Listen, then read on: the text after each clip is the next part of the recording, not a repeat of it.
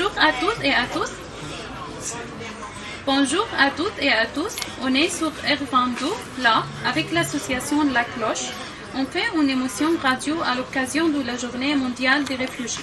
Je suis Nara, je viens de Syrie.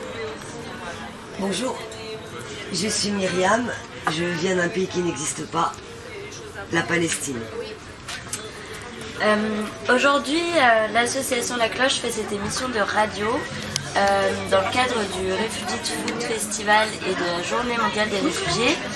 Et donc on a avec nous Caroline et Éléonore qui vont nous présenter un petit peu cette journée. Donc Éléonore, est-ce que tu peux nous parler du lieu où on est et de ce qui se passe aujourd'hui, s'il te plaît? Toujours, donc on est ici à la Basse-Cour.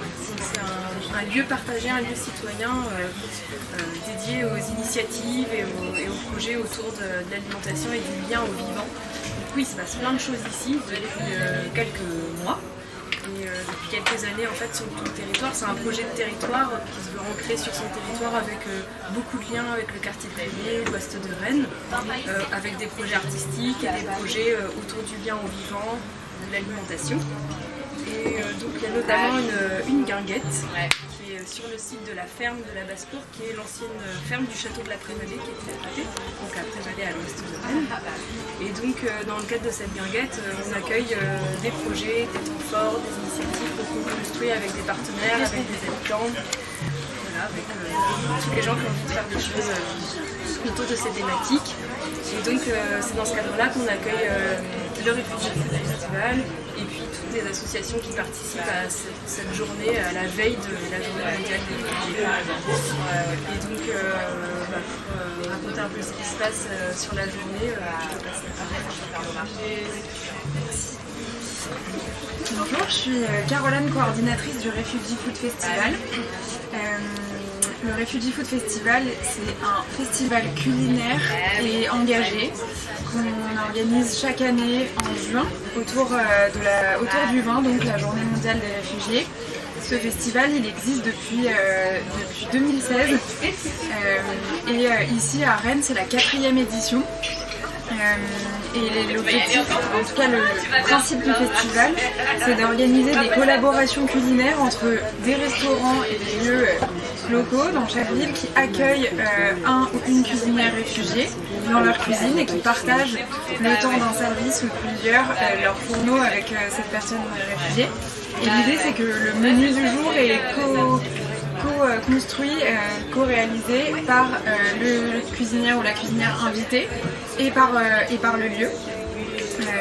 Et voilà, et l'objectif de ce festival, c'est bien entendu de faire découvrir des parcours, des talents et des patrimoines culinaires qu'on ne connaît pas forcément en France. Et puis voilà, de valoriser les compétences et les parcours de chaque personne qui sont accueillies, de leur donner l'occasion aussi de rencontrer des gens, de tisser des liens sociaux et tout ça dans le but de contribuer à faire changer un petit peu les regards qui sont portés sur les personnes réfugiées et à changer voilà, l'image qu'on peut avoir du parcours d'exil et qu'on ne connaît pas très bien généralement. Elle est belle, comme elle est agréable le son de ton bracelet.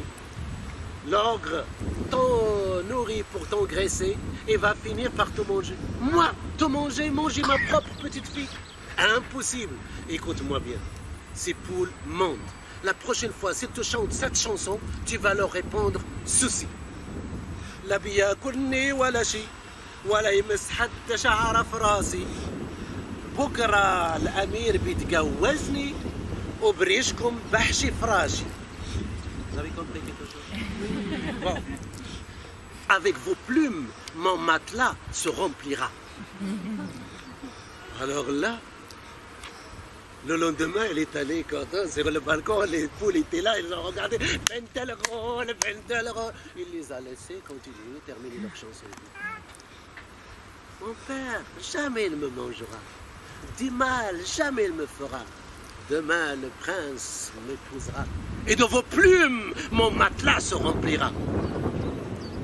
Alors là, les poules étaient anéanties. Elles commençaient à bouger leurs ailes. Et en bougeant leurs ailes, elles perdaient leurs plumes. Et cette scène se répétait des jours et des jours. À un moment donné, on voyait les poules qui se pavanaient déplumées. Alors le prince a remarqué ça. Il a posé la question, pourquoi mes poules ont perdu leurs plumes?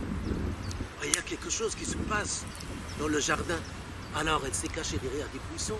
Il a remarqué ça. Il a vu la belle fille de l'ogre sur le balcon. Il a vu toute l'histoire, tout ce qui se passe. Et là, il est allé voir son père. Père, j'aimerais bien épouser la fille de l'ogre. Le roi, le sultan, est allé voir l'ogre. Mais l'ogre, il a dit, c'est un grand honneur pour moi. Mais épouser ma fille, c'est impossible sans quoi, dit le roi, sans une vraie dot. C'est quoi sa dot? Attendez, il a ramené une grosse boîte. Vous me remplissez cette boîte. Une fois elle est pleine, vous me la ramenez. Et à ce moment-là, je vais vous donner la main de ma fille. Alors il a donné l'ordre, le sultan, à tous les serviteurs. Il ramenait de l'or, de l'argent, des bijoux. Mais la boîte ne se remplit pas. À ce moment-là, un des serviteurs, un sage, il a compris. Parce qu'il y a un sadage, c'est rien qui dit. Ma yimli ayn bani Adam illa tra. Rien ne remplira l'œil de l'être humain, sauf la terre. جفن العين جراب ما يمليه إلا تراب. La paupière est telle une besace. Rien ne le remplit que la terre. Alors ils ont vidé tout. Ils ont rempli avec la terre. Maintenant la boîte était lourde, remplie. Ils ont vécu heureux. Touta, khalsat el haddouta. Le mur est sur le mûrier et mon histoire est terminée.